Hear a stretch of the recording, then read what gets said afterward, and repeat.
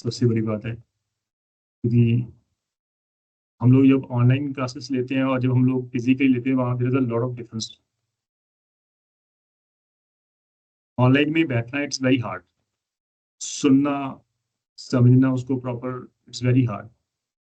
Physically live classes, जब आप physically आप बैठते हो क्लासेस में, वहाँ पर एक इशू क्रिएट होता है कि आपको नोट्स प्रोवाइड नहीं होते या फिर आपको खुद प्रिपेयर करने होते हैं। हम तो वो भी आपको प्रोवाइड कर रहे हैं ताकि आपको कोई दिक्कत ही ना आए। तो इसलिए आपके पास वो क्लासेस भी अवेलेबल हैं ताकि आपका वो लिंक हमेशा आपके पास रहे, वो इशू क्रिएट ना हो ऐसे लिए इसके लिए। या अगर कोई डाउट है तो you can easily check that video particularly. आप उस वीडियो को चेक कर आप अपने डाउट भी क्लियर कर सकते हो। शायद आने वाले टाइम में हम लोग शायद वो फैसिलिटी आप किसी को ना दे पाए, but this is the first guide आपके साथ। तो वो आपके लिए हमेशा फैसिलिटीज आपके लिए अवेलेबल ही रहेगी।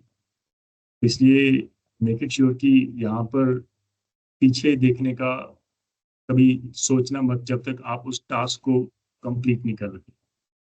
हर स्टूडेंट के लिए एक टाइम होता है। हर स्टूडेंट जब एक लॉ की एडमिशन में आता है, लॉ करता है, एलएलबी कंप्लीट करने से पहले उसके ड्रीम्स होते हैं, नंबर ऑफ ड्रीम्स होते हैं।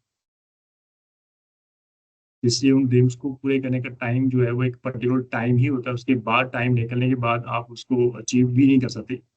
इसलिए please it is all request कि आप मूव ऑन, हमेशा आगे को हो, पीछे को कभी बैक स्टेप होने की कोई सोचना भी मत जब तक आप अपने ड्रीम्स को कंप्लीट नहीं कर लेते। आज हम लोग जो लेक्चर लगाने वाले हैं वो जजमेंट राइटिंग के रिगार्डिंग है, क्योंकि कई बार पूछ लिया जाता है। अदरवाइज 100 में से मोस्टली चांसेस है, जब दिल्ली में अगर आप अपेयर होते हो तो वहाँ पर चांसेस होते हैं। वहाँ पर rules and regulation, judgment writing के कोई रूल्स नहीं है, कोई रेगुलेशंस नहीं है, एज इट परफॉर्मा कोई भी नहीं है। हर जुरिस्ट ने, हर जो जुरिस्ट होता है, कोई भी जो राइटर होता है, उसके रिगार्डिंग उनके अपने माइंड्स अप्लाई करके उन्होंने जजमेंट को पढ़कर उनके प्रोसीजर को, उनके परफॉर्मेंस को खुद बनाया हुआ है। अदरवाइज एज इट अगर आप बात करें तो there is no such kind of proforma जिसको हम लोग यूज करते हैं। But there are certain principles जिसको जजमेंट राइटिंग में हम लोग हमेशा यूज करते हैं, कोशिश करते हैं कि उनको अडॉप्ट किया जाए। उन प्रिंसिपल्स को अडॉप्ट करने के बाद ही हम लोग जजमेंट जो है राइटिंग लिखें। तो उन स्किल्स को होना जो है वो इम्पोर्टेंट होता है जब भी आप जजमेंट राइटिंग करते हो। आज हम लोग वो थ्योरी करेंगे और अलॉन्ग विद दैट जो मैंने कल करवाना था वो आई विल ट्राई किया, आज हम लोग उसको कंप्लीट कर ले। मैं एक एक मॉडल जो है वो भी आपके साथ शेयर करूंगा, question along with how to write the judgment. उसके ऊपर भी हम लोग आज ही का वर्कआउट कर लेंगे। तो आज हम लोग स्टार्ट करने वाले हैं। The first and the last one is the how to write judgment and orders. This particularly article was written by S.S. Adya. He was a former district and session judge. तो उसका पूरा experience जब तक वो retire हुए हैं उन्होंने इस आर्टिकल में शेयर किया था। That I found that it is in necessary कि हम लोग इसको इजीली हम लोग कवर करेंगे। जब मैंने इनको आर्टिकल को पढ़ा तो मुझे लगता है सारे प्रिंसिपल जो थे, जो मुझे बुक्स में मिले या अदरवाइज नंबर ऑफ बुक्स में मैंने पढ़े हैं, उन सारे प्रिंसिपल्स को उन्होंने खुद एक एक आर्टिकल में शिफ्ट कर दिया। तो this particular article is sufficient जहाँ पे हम लोग उनके रूल्स एंड रेगुलेशन के रिगार्डिंग डिस्कस कर सकते हैं कि जजमेंट और ऑर्डर्स को हम लोग कैसे लिखते हैं। तो as per the SS Upadhyay formal decision the first point is how to write judgment and order. सबसे इंपॉर्टेंट जो है वो हमारा थ्योरी होती है हमारी, how to write judgment and order. तो as per the mister SS Upadhyay he said की that there is no form of format. यहाँ पर मैं हमें लॉ ने कोई भी फॉर्मेट या कोई परफॉर्मा तो नहीं दिया। Writing of judgment order is virtually an art. हर जो जज होता है उसकी आर्ट होती है, हाउ टू राइट। तो ऑब्वियसली ये वेरी करती है फ्रॉम जज टू जजेस, ये वेरी करती रहती है। इसलिए कोई कोई पर्टिकुलर परफॉर्मा, कोई फॉर्मेट नहीं है इसके regarding how to right judgements. But the prevalent practice जो हमारी सोसाइटी में है इन बिटवीन द जजेस and different techniques use by the जजेस in writing the judgements and orders, they have to stand settled the manner of recording judgement. ठीक है, कैसे हम लोग उसको लिखते हैं, कौन कौन से पॉइंट जो है वो हमें ध्यान में रखनी चाहिए। वो आज हम लोग इसमें डिस्कस करने वाले हैं। तो उसके रिगार्डिंग उन्होंने वादा नहीं की, there are some important aspects regarding the writing of the judgments in order. ये कला है बेसिकली। उन्होंने कहा कि फर्स्ट, सबसे पहले जब आप जजमेंट राइटिंग करते हो तो सबसे पहले जो आपका होगा रिगार्डिंग द फैक्ट, आप पहले फैक्ट लिखोगे उस केस की। So first point is facts, necessary facts relating to the rights and liability of parties.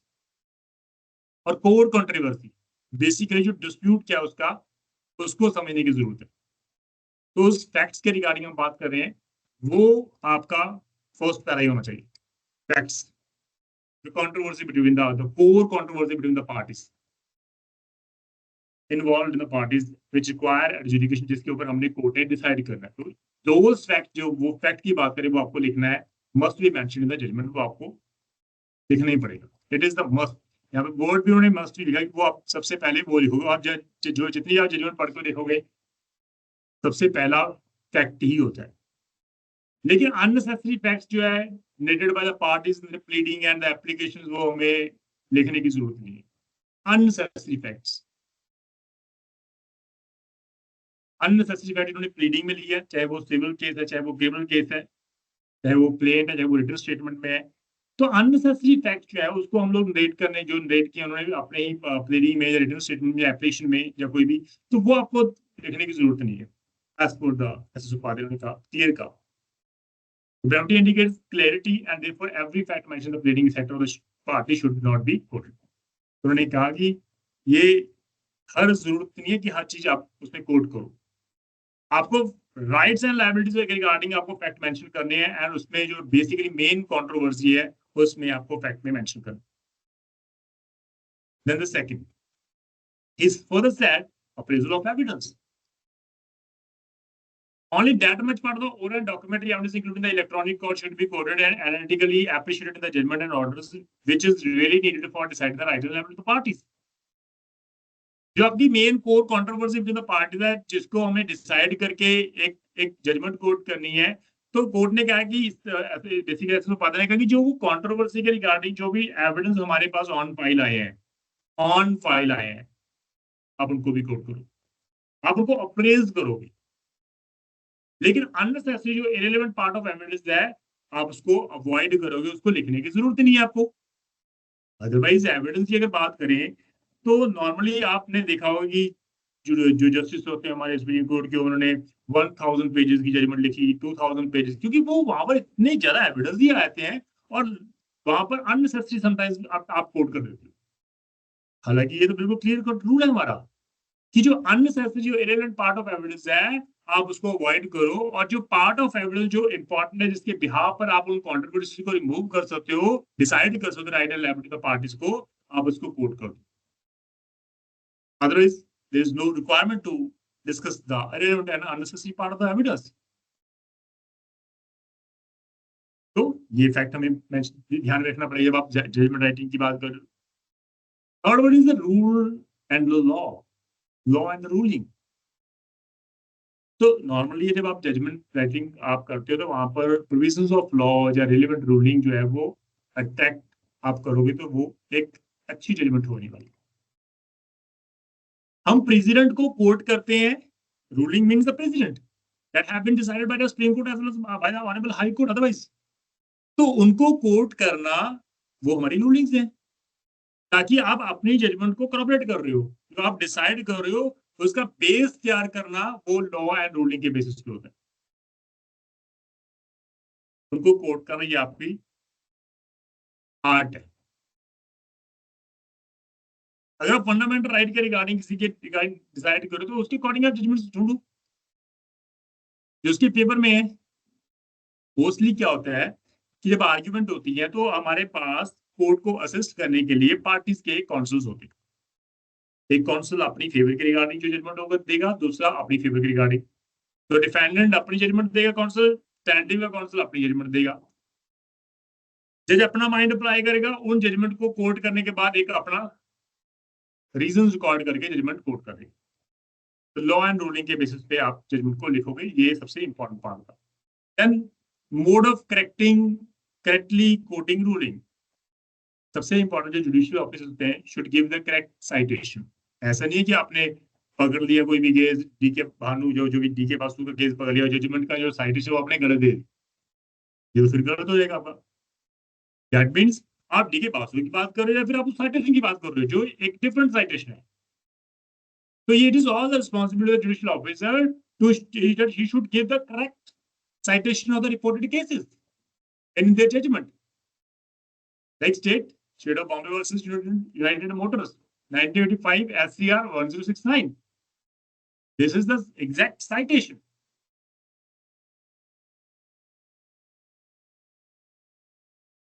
तो ये कोर्ट ने कहा कि आप उसको प्रॉपर साइटेशन अगर मेंशन नहीं करो, सिर्फ नाम मेंशन करो, वो भी गलत है। साइटेशन आपको साइटेशन तो मेंशन करनी पड़ेगी। तो कोर्ट ने कहा कि वो आप जो है साइटेशन प्रॉपर करोगे, मेंशन करोगे। It is all the responsibility. That means blind justice नहीं होना चाहिए। स्पीकिंग ऑर्डर हमेशा जो हम बात कर रहे हैं, जो आपकी जजमेंट में खुद बोल रही है कि भाई ये इस रीजन के बेसिस पे मैं ये जजमेंट है, तो वो साइटेशन नहीं होती, हमारे प्रेसिडेंट्स होते हैं हमारे। देन नॉन मेंशनिंग और wrong mentioning of correct provision of law and order. हालांकि सुप्रीम कोर्ट ने 2023 में कहा था कि जो जजेस हैं वो उनको कोई नॉलेज नहीं है, एंड डोंट प्रिज्यूम दैट जजेस have the knowledge. It is all the responsibility of the council of the parties कि वो उनको नॉलेज दें। Instead of that, it is all the responsibility of the जजेस, द जुडिशियल ऑफिसर्स, कि जो आप law के प्रोविजंस को आप मेंशन कर रहे हो आप अपनी जजमेंट में, वो करेक्ट होनी चाहिए। Wrong mentioning of the correct जो प्रोविजंस है, अगर आप उनको मेंशन करोगे तो वो गलत होगा।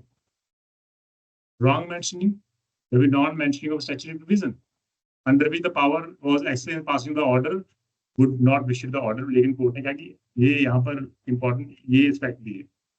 इट इज वेल सेटल्ड कि law that if an authority has jurisdiction to take particular action, mere mention of incorrect provisions or non-mention of correct provision does not make the action without jurisdiction unless the authority has no jurisdiction in the matter. हालांकि इन्होंने we have a case laws, Kaushalya कन्या inter college का case है हमारा, and high court of Gujarat versus Gujarat Kishan मजदूर पंचायत का case है हमारा। इस केस में उन्होंने बिल्कुल क्लियर करा हुआ है, all that is all the responsibility to quote the correct provision of the law। लेकिन आप प्रोविजन की बात करें लेकिन आपने गलत कोट कर दी, डजंट मीन कि वो जजमेंट जो है वो अपने आप में विशिड हो जाएगी। अगर पूरी जजमेंट को पढ़ने के बाद सिर्फ ये दिखा जाए कि वो सिर्फ एक क्लरिकल मिस्टेक है, इंस्टेड ऑफ सेक्शन 105 वहां पर 106 लिख दिया, या 207 की जगह 702 लिख दिया, तो जस्ट अ क्लरिकल मिस्टेक, तो उससे पूरा का पूरा ऑर्डर विशिएट नहीं होता अगर वो आपका ऑर्डर जो है वो justified. Otherwise is all the responsibility judicial officer कि आप करेक्ट प्रोविजंस को आप उसमें कोट करो। Then manner of magistrate court in passing summoning orders in complaint cases. आप यहाँ पर उन्होंने स्पेसिफिकली मेंशन की समनिंग ऑफ एन एक्यूज्ड में criminal case of serious matter, सबसे सीरियस मैटर होता है समन करना किसी भी अक्यूज को। तो criminal law cannot be set into the motion as a matter of course. ऐसे नहीं कि रूटीन में आप किसी को भी आप अक्यूज को बना के आप समन इशू करते। It is not that the complainant has to bring only 2 witnesses to support his allegation in the complaint to have the criminal law set into motion। ना ही हमारे पास कोई ऐसा कोई रूल्स एंड रेगुलेशन है कि हम सिर्फ ये कह रहे हैं कि कंप्लेनेंट को एग्जामिन करना, 2 विटनेस को एग्जामिन करना और उसको बाद आप जो है उस अक्यूज के अगेंस्ट आप समन इशू कर दोगे। ऐसा भी कोई प्रोसीजर नहीं है हमारे पास। लॉ सेज कि बियॉन्ड द रीजनेबल डाउट अगर आप ये प्रीमा फेसी केस प्रूव कर रहे हो तब वहां पर आपके समन इशू होता है। Bye examining the number of witnesses, अगर आप प्रीमा फेसी केस प्रूफ नहीं कर पाते तो बात ही खत्म हो गई। तो ऑर्डर जो भी होगा, लाइक हम यहाँ पर जजमेंट की बात भी कर रहे हैं, हम लोग यहाँ पर ऑर्डर की बात भी कर रहे हैं, how to write the judgment, how to write the order. तो कोर्ट ने कहा जो ऑर्डर ऑफ द मैजिस्ट्रेट होगा जब भी summoning like the accused must reflect that he has applied his mind. to the fact of the case and the law applicable thereto. तो वहां पर ये आपको देखना पड़ेगा कि whether the prima facie case is made out against the accused person or not. If it is not so made out, और आप summary issue करोगे that it was just a blunder mistake, तो आपने तो माइंड अप्लाई किया नहीं आपने. So he has to examine the nature of the allegation made in the complaint and the other evidence, both चाहे वो oral है चाहे documentary and court, आपको उनको देखना पड़ेगा being as a judicial officer. So magistrate is duty bound to has to carefully scrutinize the evidence brought on record, चाहे वो complainant है चाहे उनके other witnesses हैं, आप उनको check करो, अपना mind apply करो, आप judge करो कि whether the prima facie case is made out against the accused person or not. If it is yes, issue the summons. If it is no, dismiss the complaint. तो order भी अगर आपको disprove करना है, like in case of summoning the accused regarding, तो वो आपको proper way में आपको डिसाइड करना है. It was held in Pepsi food limited versus special case के रिगार्डिंग. फिर कोर्ट ने कहा कि जब चाहे आप ऑर्डर लिखते हो चाहे आप जजमेंट लिखते हो, it should be in a very simple language. हमें से ऐसे होंगे जो जिनकी लैंग्वेज बिल्कुल सिंपल है, ऐसे भी होंगे हमें से जिसकी इंग्लिश बहुत हाई फाई है. कुछ ऐसा वर्ड कभी ऐसा आपने देखा होगा जो प्रैक्टिस करते हैं कि एक वर्ड की जो सेंस है अगर उसको हम देखें तो वो नॉर्मल सेंस में हम यूज करते हैं, लेकिन जो एक अपोजिट कॉन्सेप्ट होता है वो जानबूझकर एक ऐसी वोकैबुलरी यूज करता है जो आपकी नॉलेज में नहीं है, जज की नॉलेज में नहीं है, और बड़ी क्लेवर वे में वो उस सेंटेंस को अपने फेवर में यूज करता है, आपको पता ही ना चले. Coating should be in a very simple language. Language जो जज किया वो भी सिंपल होना चाहिए. तो जज should normally express his views और कंक्लूजन और फाइंडिंग इन द जजमेंट चाहे और ऑर्डर में हो in very simple language with sufficient clarity. वो आपकी जो है वो मेन हमारा क्राइटेरिया है, in simple language with sufficient clarity, capable of conveying to the parties और the council of what the जज इंटेंड टू से, कि मैं क्या कहना चाहता हूँ वो आपको उसमें मेंशन होना चाहिए. उसमें कोई एम्बिग्यूटी नहीं होनी चाहिए, कोई कंफ्यूजन नहीं होनी चाहिए, वांट ऑफ क्लैरिटी नहीं होनी चाहिए इनटू द एक्सप्रेशन कि हम लोग इसको फर्दर इंटरप्रेट करें लैंग्वेज को, ऐसा कुछ नहीं होना चाहिए. The language that can which is used by that the particular जजेस, it should be in a very simple language. Judgment simple language में होनी चाहिए, अपने आप में वो सफिशिएंट होगी कि वो जज उसमें कहना क्या चाहता है. देन लेंथी सेंटेंस की अगर बात करें, उपाध्याय जी ने कहा कि जो राइटिंग लेंथी सेंटेंस जजमेंट और order should normally be avoided, क्योंकि वहां पर बहुत मिस्टेक्स होती हैं, as mistakes and want of clarity में occur in finding for the court. आप जितना आप लेंथी जाने की कोशिश करोगे उतना आप कंफ्यूज होगे, उतना आपको क्लैरिटी देने की जरूरत पड़ेगी. इसलिए जो हम लोग फर्स्ट पॉइंट की बात करें, फैक्ट्स, सिर्फ फैक्ट्स जिसमें हम लोग कंट्रोवर्सी को इजीली रिजॉल्व कर सकते. Right and liable to the parties के regarding exact mean the main core of the controversy between the parties, हमें वो मेंशन करनी है as a fact. Irrelevant fact उसको डिसाइड करने की, उसको लिखने की जरूरत ही नहीं है. और जितना आप वो कोशिश करोगे उतना वो लेंथी होता रहेगा सेंटेंस. तो इंस्टेड ऑफ कि आप लेंथी सेंटेंस लिखो उसमें आप फर्दर क्लैरिटी नहीं दे पाओगे. तो कोर्ट ने कहा, बेसिकली बातें ने कहा कि नॉर्मली जो है उसको अवॉइड करो जब भी जजमेंट राइटिंग की बात करो. Then use of only standard legal words and phraseology, जो phraseology आप राइटिंग जजमेंट करो चाहे ऑर्डर करो, only legally prescribed और approved word जो है आप phraseology वो आप उसको यूज करो. अगर वो मर्डर हो मर्डर है, अगर वो कल्प्रिट होमिसाइड यूज करो. मर्डर की जगह पे आप कल्प्रिट होमिसाइड यूज नहीं कर सकते, कल्प्रिट होमिसाइड आप मर्डर यूज नहीं कर सकते, किडनैपिंग के जगह पर आप कोई अबडक्शन वर्ड यूज नहीं कर सकते. जो सेट ऑफ वर्ड्स हैं हमारे लॉ में आपके लिए वोकैबुलरी बनाई गई है, सिर्फ उस वोकैबुलरी को ही आप यूज कर सकते. तो लीगली प्रिस्क्राइब्ड और अप्रूव्ड वर्ड्स जो फ्रेजोलॉजी आप सिर्फ उसको यूज करो. It is also the duty of the जज. And use of proverbs, idioms, exaggerations, embellishments और otherwise ornamentations वो आप normally avoid ही करते हैं. Use of proverbs, idioms should be avoided by the judges while expressing their views in the judgment. आप उसको beauty देने की कोशिश मत करो, क्लियरिटी देने की कोशिश करो. जजने का आपकी क्लैरिटी की वैल्यू है, आपकी इडियम्स की वैल्यू नहीं है. लेकिन मोस्टली हम भी देखते हैं कि कई बार जजेस जो है वो सुप्रीम कोर्ट के जजेस कई बार इडियम्स यूज कर लेते हैं, कोई प्रोवर्ब्स ऐसे कुछ सेंटेंस यूज कर लेते हैं, उसकी जरूरत नहीं है।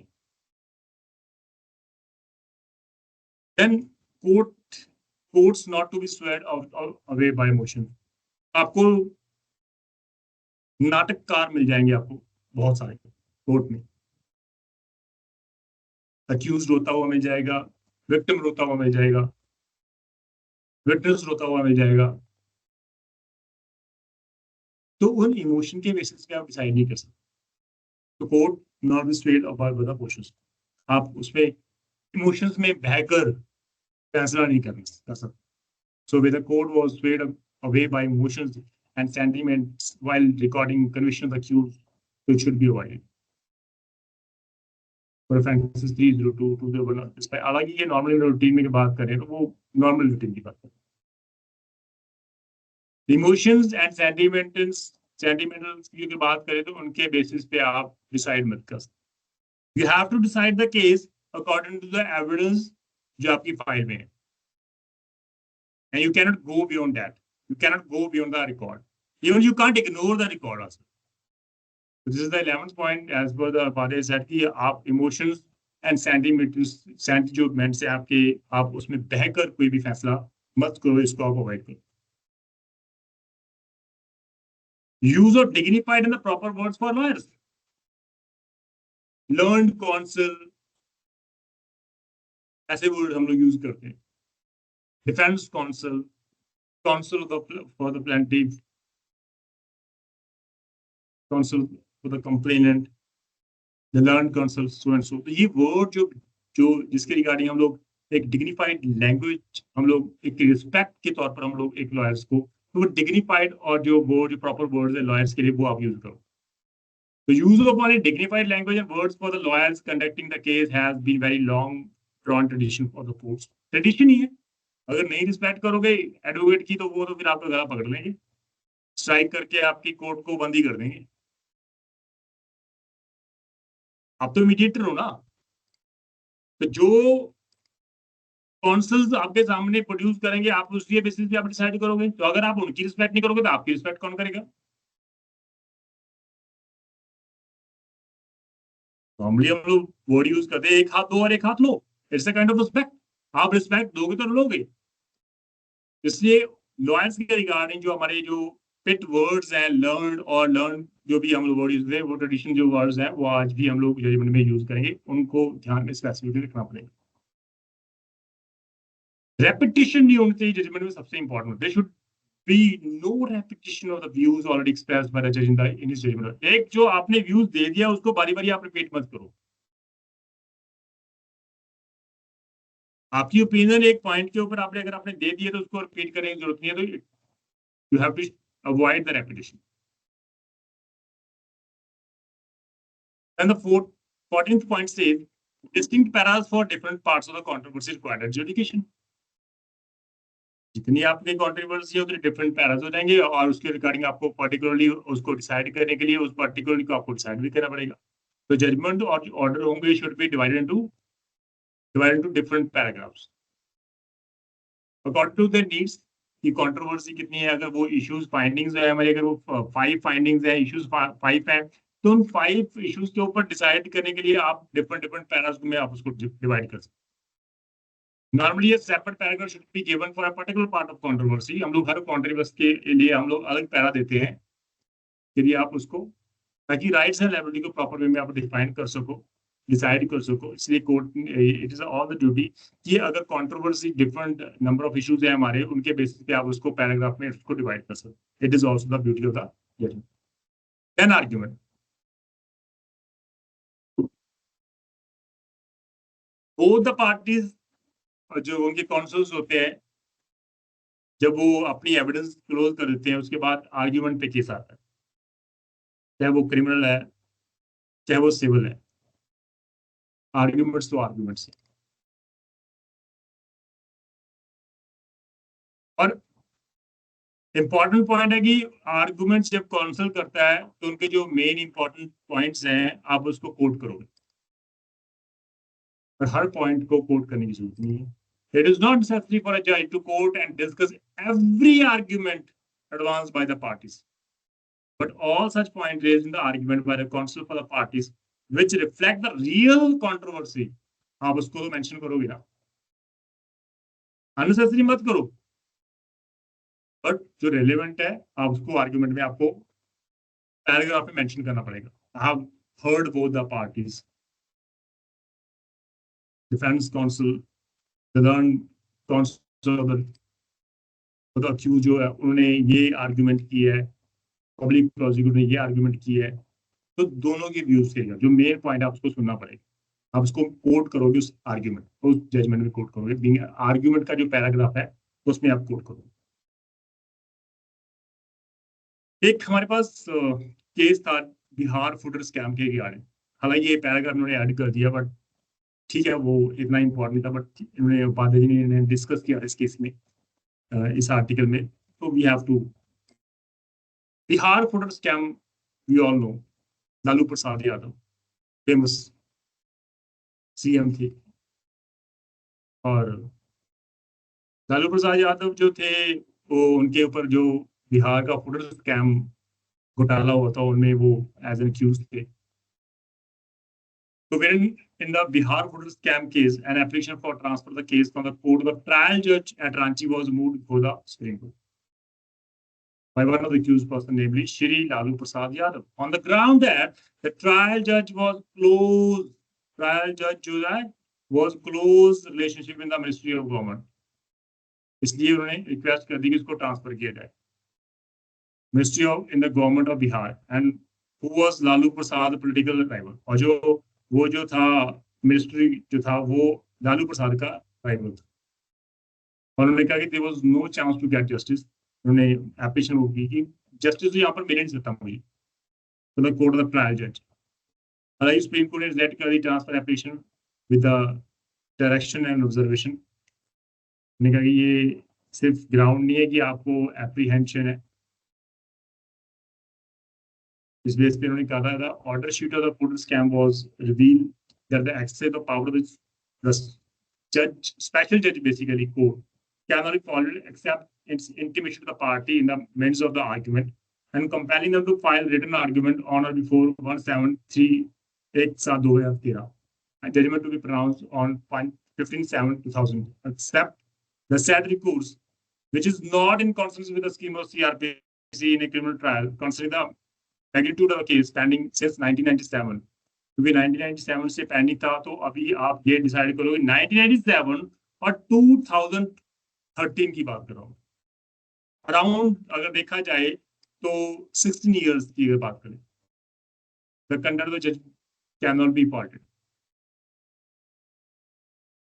सिर्फ ये केस लेंथी हो गया उसमें आप जज का फॉल्ट तो नहीं निकाल सकते. In further, the court ने कहा in view of the same that Supreme Court is inclined to provide further time for the accused as well as prosecution to complete their argument. लेकिन इस केस में जो ट्रायल जो special जज था उन्होंने एक टाइम बाउंड कर दिया कि इस डेट तक आपकी रिटन आर्ग्यूमेंट आनी चाहिए और इस डेट तक मैं डिसाइड कर दूंगा, जजमेंट सुना दूंगा. तो टाइम बाउंड कर दिया दोनों काउंसिल्स को कि आप आर्ग्यूमेंट करो. उसका ऑर्डर चैलेंज किया गया, तो सुप्रीम कोर्ट ने कहा कि ऐसा कोई रूल्स एंड रेगुलेशन नहीं है फिलहाल कि आप पर्टिकुलर टाइम बाउंड कर दो, as the trial court has no power. The said power is in the hand of the high court या फिर सुप्रीम कोर्ट के पास आपको टाइम बाउंड करने के लिए.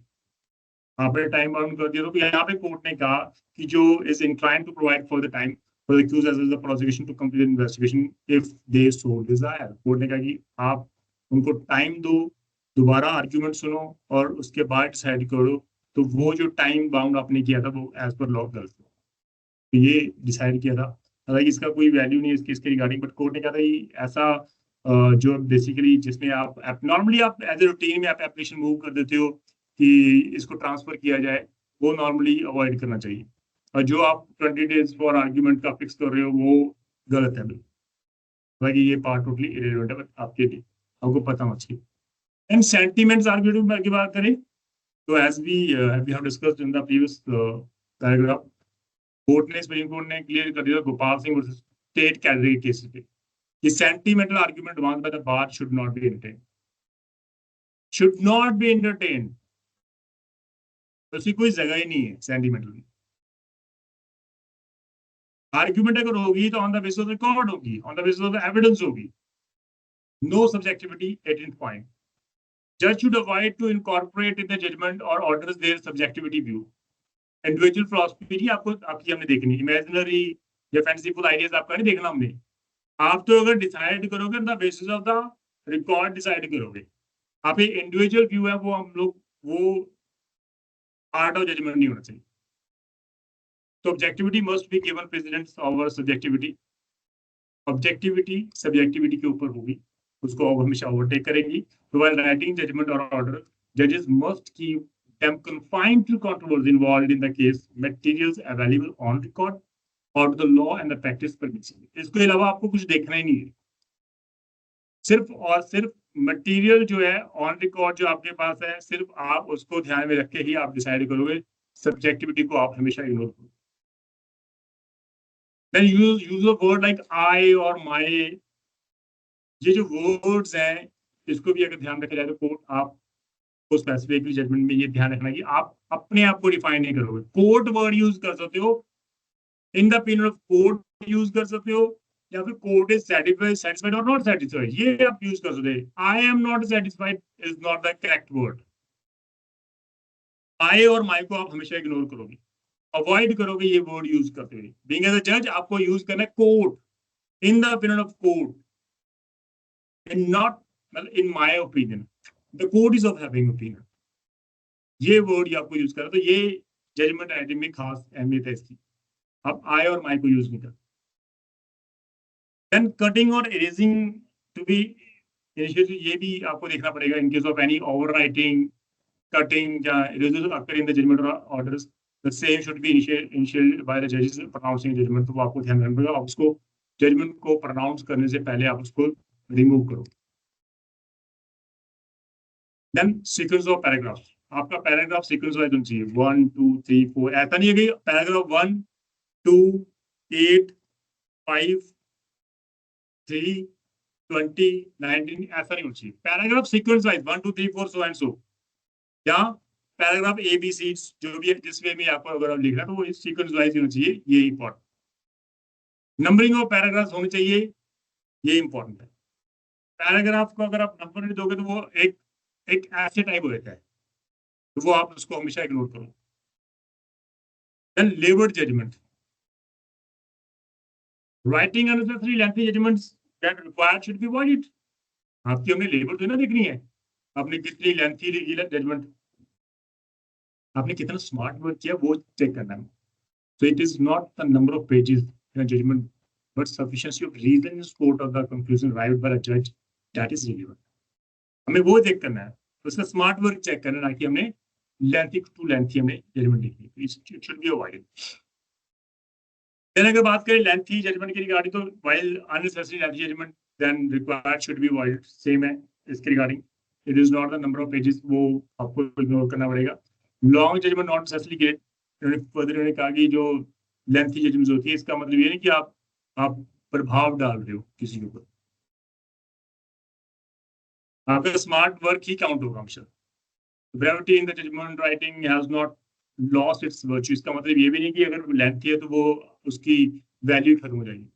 ऑल लॉन्ग जजमेंट्स और orders are not great, nor any brief orders always bad. ये भी नहीं कि लेंथी जजमेंट है वो बैड है, या लेंथी जजमेंट हमेशा अच्छी है। उसमें हम लोग स्मार्ट वर्क को ही देते हैं। So what is required of all of any judicial decision is due to due application of mind clarity and reasoning and focus concentration। सिर्फ हमें इसके ऊपर ही ध्यान देना और कुछ नहीं करना।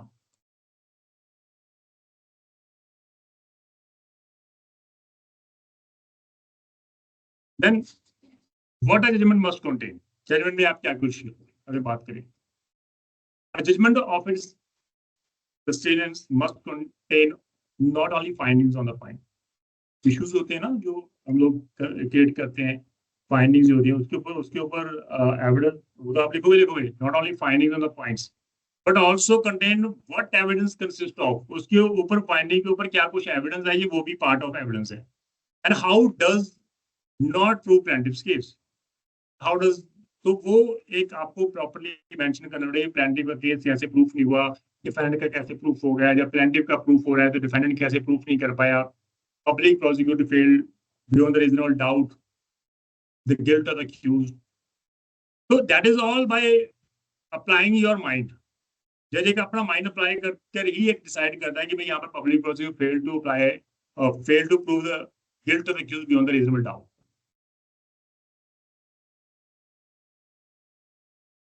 तो वो हर चीज फाइंडिंग, उसके ऊपर एविडेंस वो आपको लिखनी पड़ेगी, वो पार्ट ऑफ जजमेंट।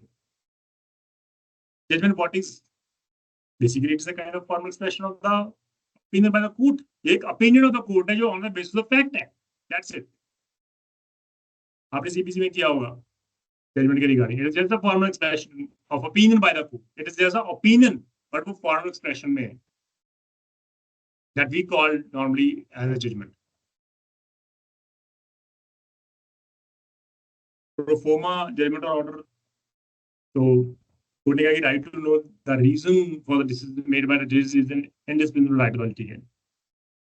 दोनों पार्टीज का राइट है, डिसीजन क्या है, उसके पीछे रीजन क्या है, वो जानने का अधिकार जो है वो बेसिकली पार्टीज का मेन राइट है।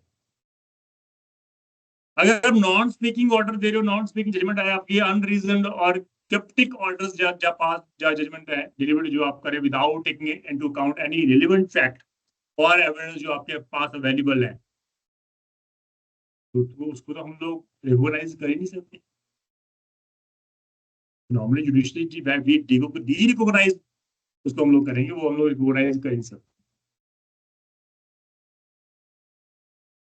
तो आपका जो ऑर्डर जो जजमेंट होगा वो स्पीकिंग होना चाहिए, वेल रीजनड होना चाहिए।